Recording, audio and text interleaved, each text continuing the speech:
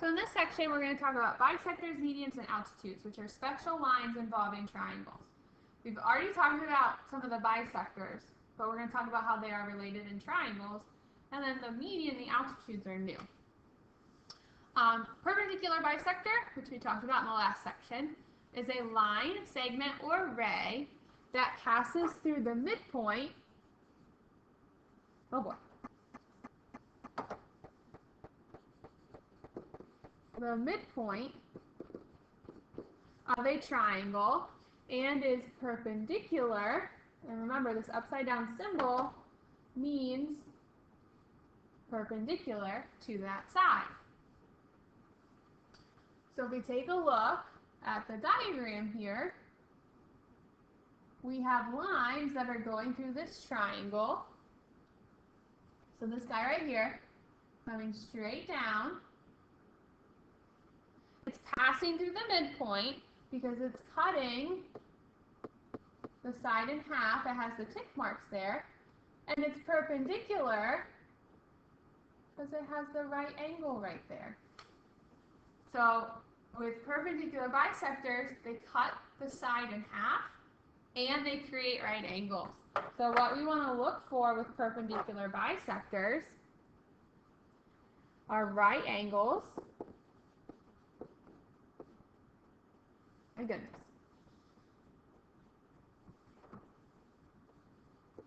We want to look for right angles and congruent parts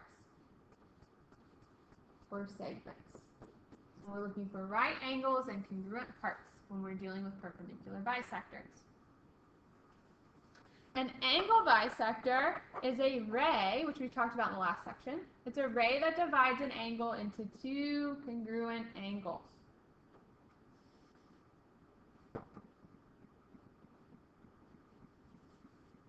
So again, if we take a look at the diagram here, we have a ray coming down from that angle, and it's cutting the angle in half because it has the tick marks. So very similar to the last section, it's just coming down through a vertex to the opposite side, and we know it's cutting it in half because there are the tick marks right there. So just kind of very similar to the last section of notes. A median, that's new. A median is kind of like a bisector. It's a segment whose endpoints are a vertex of a triangle and a midpoint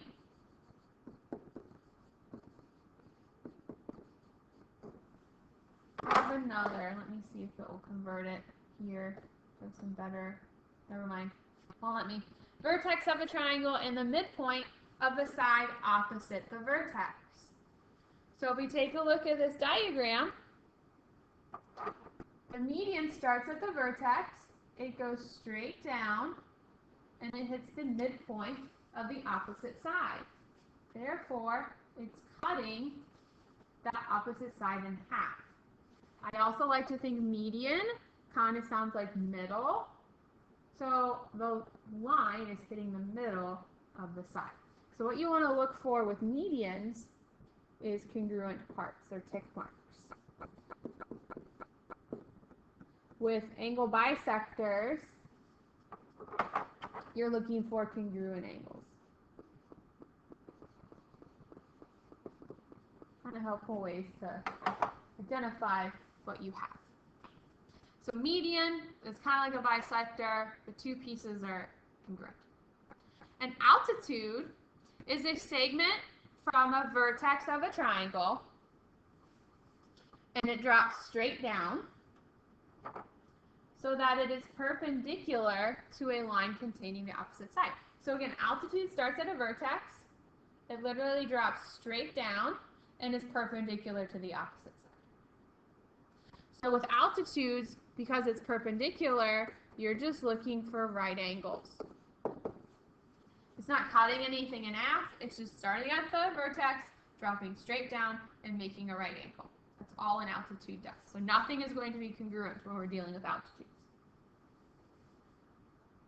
Okay. So altitude, right angles only. Median, congruent parts only. perpendicular bisector, you have both right angles and congruent parts. So let's see how this applies to some pictures. In example 2, we're going to determine whether AB is a perpendicular bisector, angle bisector, median, or altitude. So we take a look at A. We can highlight AB here. It's creating a right angle. So that means it's either an altitude or a perpendicular bisector. Well, if we look at the parts that it made, this is 3, and that's 3.2. They aren't the same, so we're not bisecting anything. It's just an altitude. Again, altitudes just drop straight down and make right angles. That's all AB did in the first example. Okay. AB, and the next one, just drops straight down. It's meeting in the middle because it's cutting that side in half. We have these tick marks here. Well, there's no right angles. It's just coming down and meeting in the middle. Therefore, it is a median.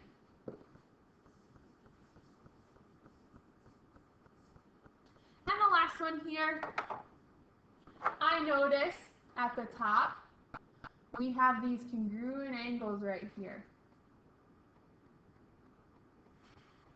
I think my smartboard froze. It's okay. But at the top here, we have congruent angles. Okay?